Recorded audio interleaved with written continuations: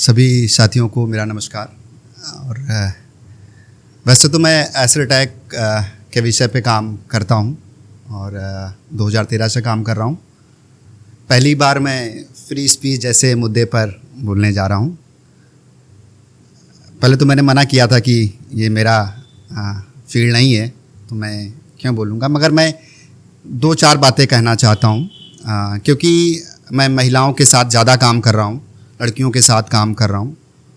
तो अभिव्यक्ति की आज़ादी मुझे लगता है तभी संभव है जब जो लैंगिक समानता, जो एक असमानता हमारे बीच दिखती है, हमारे समाज में दिखती है कि महिलाओं को वो अधिकारी ही नहीं है।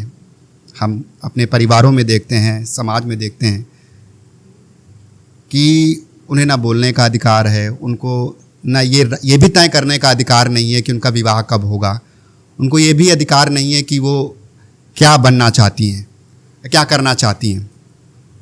तो चैलेंजेस इस तरह के हैं कि वहाँ पर तो एक्सप्रेशन है ही नहीं, पता ही नहीं है, वो जागरूक ही नहीं है, सजग ही नहीं है कि वो कैसे उस बात तक पहुँच पाएँ, इस बात को समझने के लिए कि ये उनका राइट है या उनका अधिकार है। तो तभी संभव है, मुझे लगता है, जैसे कि हम यहाँ स्पीकर हैं, हम सभी पुरुष हैं, तो ये जानबूझ के नहीं किया गया है, मगर क्योंकि इनकी संख्या कम है उस प्लेटफॉर्म पे, वो इसलिए नहीं पहुंच पा रही हैं, इस प्लेटफॉर्म पे इसलिए नहीं पहुंच पा रही हैं क्योंकि उनका स्पेस हमने खा रखा है।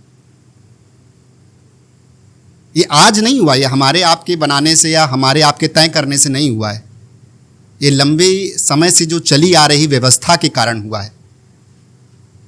मुझे जब बोलने के लिए कहा गया तो मुझे लगा कि ये जो 6 स्पीकर हैं शायद उसमें से कोई महिला नहीं है। तो मुझे लगा कि कैसे ये संभव हो कि हम अभी बात करेंगे, तमाम स्पीकर बोलेंगे, अलग अलग विषय पे बोलेंगे, एक्सप्रेशन पे बोलेंगे, क्या हो रहा है, किसी आर्टिस्ट को बंद कर दिया जा रहा है, किसी पॉलिटिशियन को बंद कर दिया जा रहा है, किसी स्टूडेंट को बंद कर दिया जा रहा है जेल पर, मगर ये कोई कभी मुद्दा नहीं बना कि महिलाएं क्यों पुरजोर तरीके से नहीं आगे आ रही हैं, क्यों वो अपनी बात नहीं रख रही, क्यों अपनी समस्याओं को आगे नहीं रख रही हैं। एग्जाम्पल के तौर पे हम 2 पुरुष जो इस फाउंडेशन को चला रहे हैं, पुरुष हैं। तो कहने का मतलब है कि ये जो व्यवस्थागत तरीका है इसको तोड़ना बहुत ज़रूरी है, और इसके तोड़ने के बाद हम जब लैंगिक समानता की ओर बढ़ेंगे तो शायद उनके विचारों को जगह मिल पाएगी, प्रशय मिल पाएगा और उनकी अभिव्यक्ति संभव हो पाएगी। बहुत सारे, जैसे आज मैं आने से पहले सर्वाइवर से बात कर रहा था, यही बात कर रहा था कि मैं क्या बोलूँगा वहाँ पर, मेरे पास तो बोलने के लिए कुछ नहीं है। तो मैं उनको ये बातें बता रहा था। मैंने उनसे पूछा, मधु हमारी टीम से, मैंने कहा कि आप क्या समझती हैं अभिव्यक्ति की आज़ादी को लेकर, आपके मन में क्या विचार आता है। तो उन्हें बोला, भैया ये होता क्या है।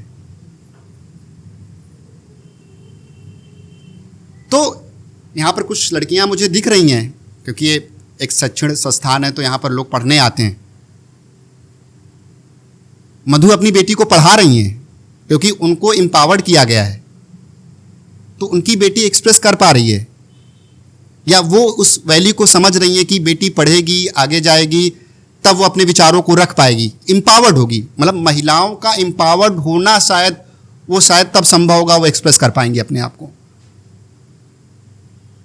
क्योंकि सब कुछ उनको तय करके मिलता है, चाहे उनके पिता द्वारा हो, चाहे उनके भाई द्वारा हो, चाहे उनके पति द्वारा हो।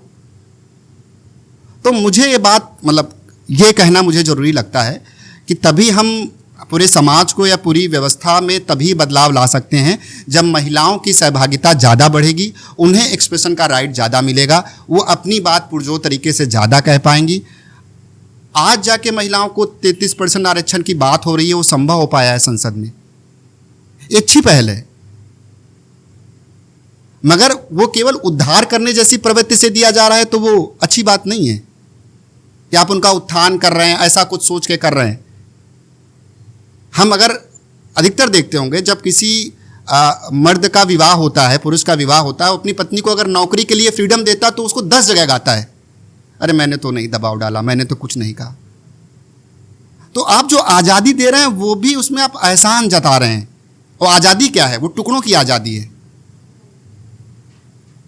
बेटी के साथ क्या तय होता है कि नहीं तुम बेटा अच्छा दिल्ली पढ़ने जाना चाहती हो, आप दिल्ली पढ़ के आ जाओ, आपका विवाह कर देंगे। शर्तों के साथ उन्हें आज़ादी दी जा रही है। तो मैं तो नहीं मानता कि महिलाओं को कोई आज़ादी मिली है या उस प्रोसेस में हम अभी गए हैं। हमने जो भी किया है एहसान के तौर पे किया है, क्योंकि ये भारत ही नहीं, ये पूरे विश्व का स्वरूप है।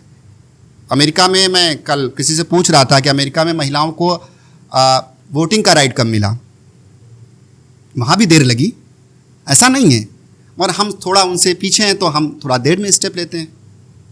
मैं तमाम तरह की महिलाओं से मिलता हूँ अपने कैफ़े में, कैफेटेरिया में, सबके चैलेंजेस सेम हैं।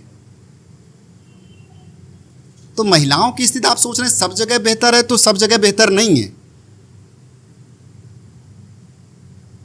तो मुझे लगता है कि, और अपनी बात को मैं यहाँ विराम भी दूंगा कि ये एक चिंता का विषय है, और मैं ऑर्गेनाइजेशन से निवेदन भी करूंगा कि जब भी इस विषय पे बात हो तो 1-2 महिला स्पीकर को रखा जाए, जिससे उनके विचारों को भी जाना जा सके। क्योंकि एक्सप्रेशन जैसा कुछ जो भी दिखता हो, शायद आप लोग ज़्यादा पढ़ते हो, ज़्यादा लोगों से इंटरेक्ट करते हो, तो मुझे लगता है कि उनको स्थान मिलना चाहिए, उनके विचारों को जगह मिलनी चाहिए। तो शायद हम इस पूरे मूवमेंट को, इस पूरे कैंपेन को या इस पूरे डिबेट को और बेहतर तरीके से लैंगिक समानता के साथ आगे बढ़ा सकते हैं और ज़्यादा विचारों का समावेश कर सकते हैं। तो मैं इतना ही निवेदन करूँगा, इतनी बात को विराम दूंगा। धन्यवाद।